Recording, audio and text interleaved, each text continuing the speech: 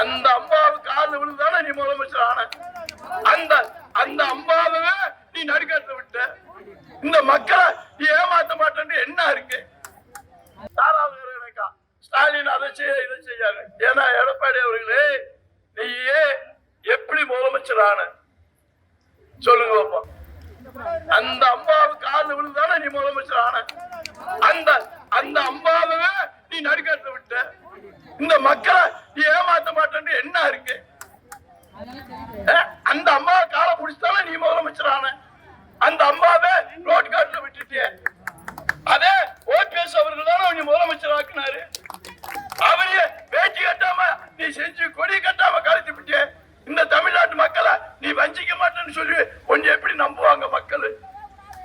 அதனாலதான் சொல்றேன், யாரு ஆட்சிக்கு வந்தா நல்லதை செய்வாங்க அப்படின்னு மனசுல நினைச்சு 2வது வட்டம் நம்ம ஸ்டாலின் அவர்கள் முதலமைச்சர் ஆகணும்.